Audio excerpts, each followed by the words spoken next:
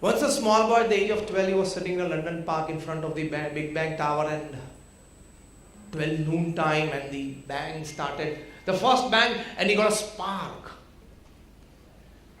The little boy's name was Wellington.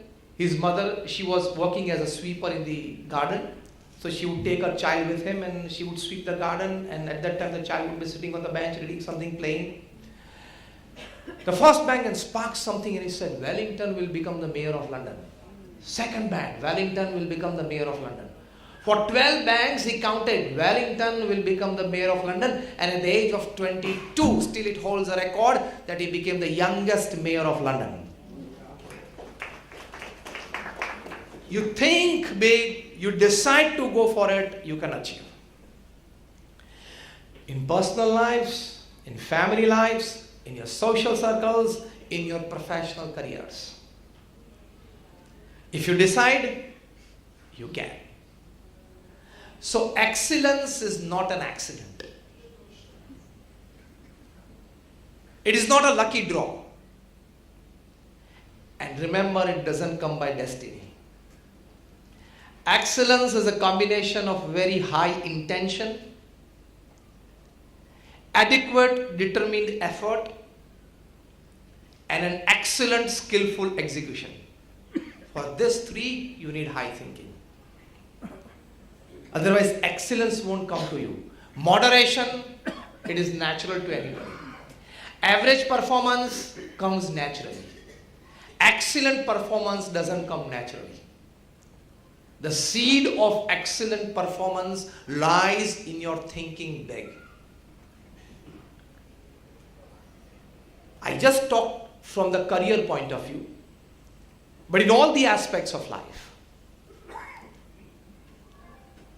But as I said earlier, I put forward one small half statement that this 21st century generation, we all are used to leisure-loving life, pleasure-loving life.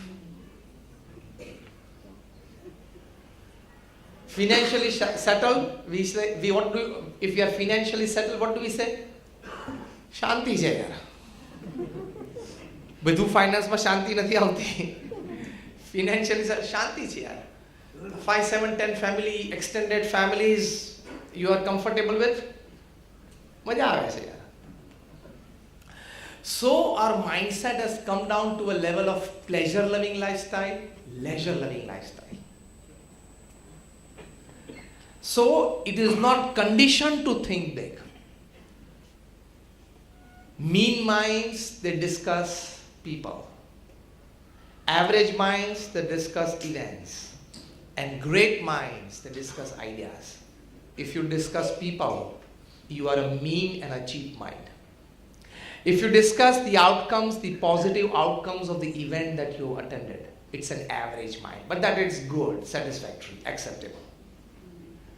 And if you discuss some good ideas or some good happenings in a way that could be helpful to you, your family, people, society, nation, whatever, it is a good mind. It is a developed mind. It is an evolved mind.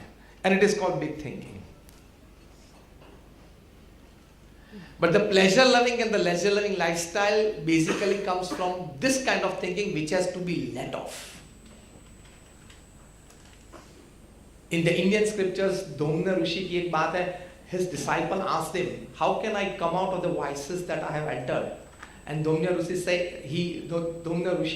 said to his disciple that you start thinking in the reverse process of the process which got evolved in your mind because of the thinking that got into you, the vices.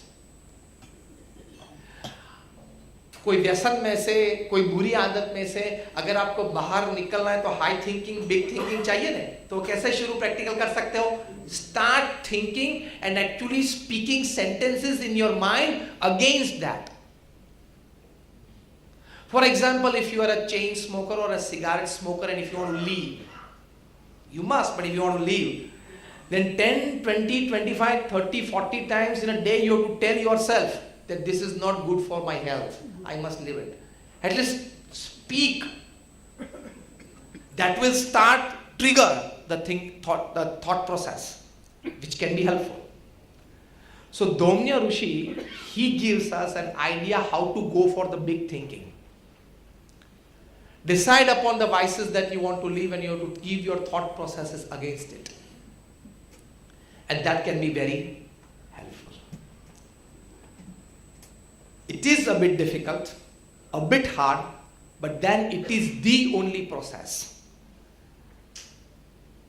that happens. When Dr. APJ Abdul Kalam wrote the book Transcendence, My Spiritual Experiences with Pramukh Swami Maharaj, it's a wonderful book. He wrote 30 books in his lifetime, perhaps for which he got more than 48 honorary doctorate degrees in his life.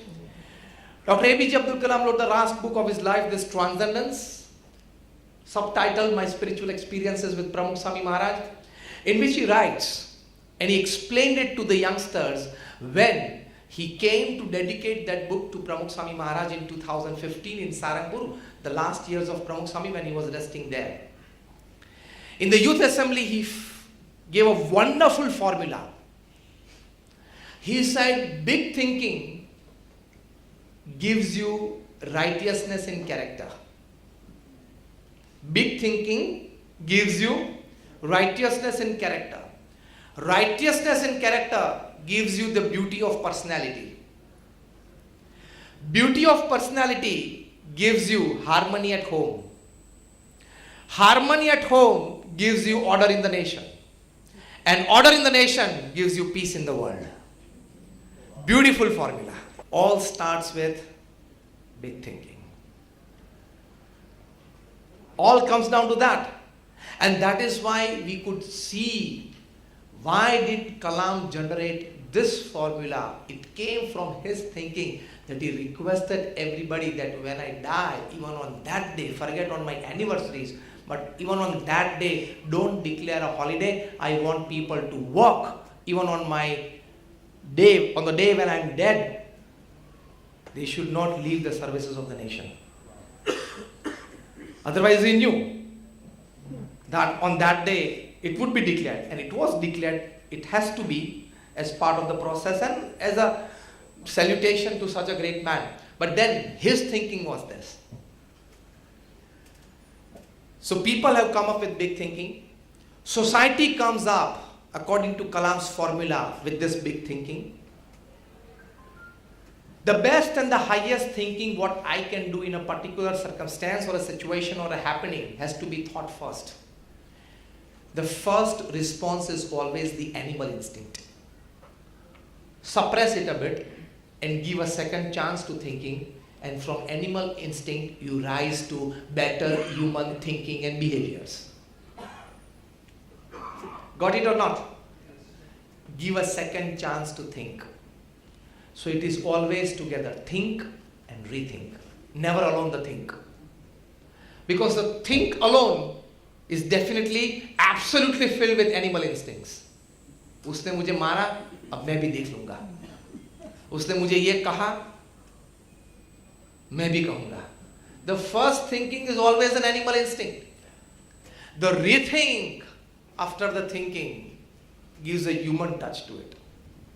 And that is the base of big thinking. And only those people have rose above certain ranks. Only those people have climbed the heights or achieved certain levels of human behaviors and giving to society. Those who have decided to think big, decided to exercise their right to think big. Why did I put the word right is, we are potentially capable of thinking it, but we are not exercising the right of it. That is the biggest problem.